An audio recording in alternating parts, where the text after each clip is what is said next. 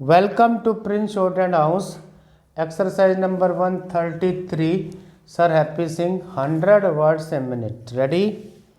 Start. Sir, I rise today to participate in the debate on motion of thanks on President's address with a deep sense of disquiet. The sense of disquiet emerges out of the fact that while we are today debating Honorable President's address to the joint session of both the Houses of Parliament, lakhs of workers are outside on the streets of Delhi beseeching the Parliament of India to take remedial measures and to put the pressure on the executive, that is, the government, to redress some of their grievances.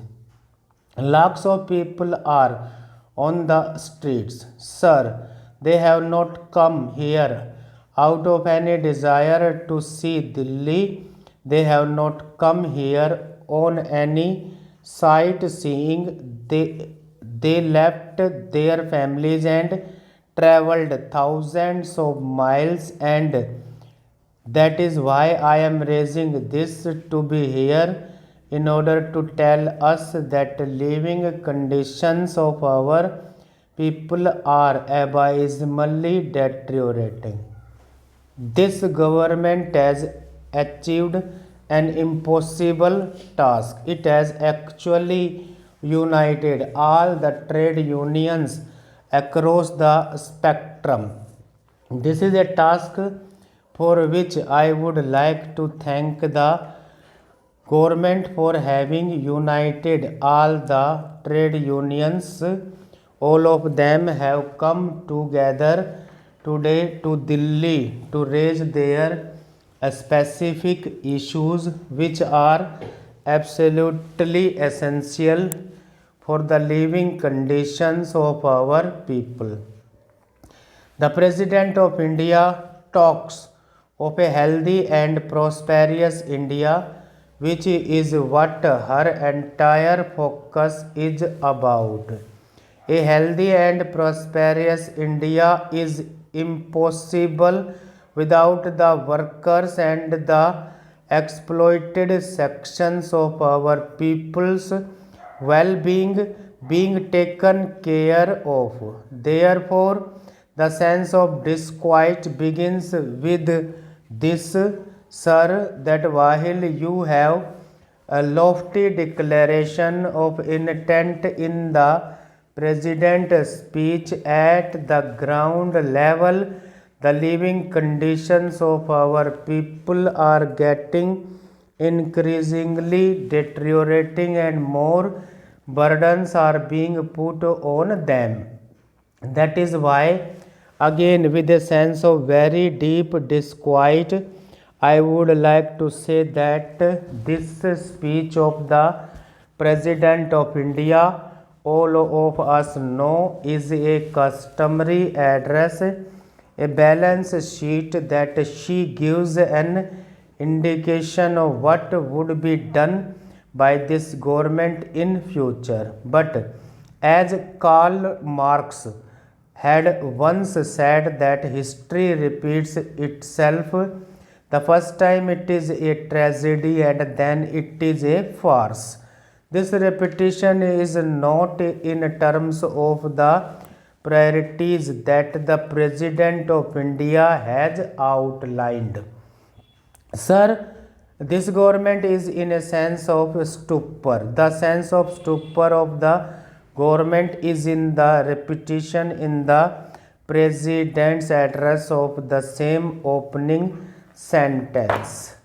The government is unable to make up its mind when the decade begins. It is an amazing thing. The President's speech actually reflects a directionless drift that this government has been gripped in, and I would come to the substantial points later. This is the sort of affairs that we have today. The president has outlined 5 priorities of her government. The 5 priorities are once again a repetition. The first one is to combat inflation and particularly to protect the common man from the impact of rising food prices. When this government took office in 2009, in an address to the joint session, the president says, "My government is firmly committed to maintaining high growth with low inflation, particularly in relation to prices of essential agricultural and industrial commodities." 2 years ago, you said the same thing and you say the same thing today.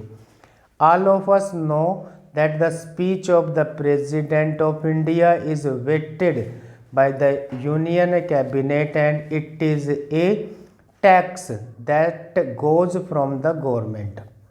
So it is the cabinet that is repeating itself over and over again over these years. What is it that you are going to do in order to combat this inflation? Sir, there is not one concrete step that is being given here in order to combat inflation. We would like to know whether they are going to ban speculation in essential commodities. It has reached to the tune of 15 lakh crores of rupees a year. The value traded in the forward trading and commodity exchange is today 1.5 times the value of your annual budget.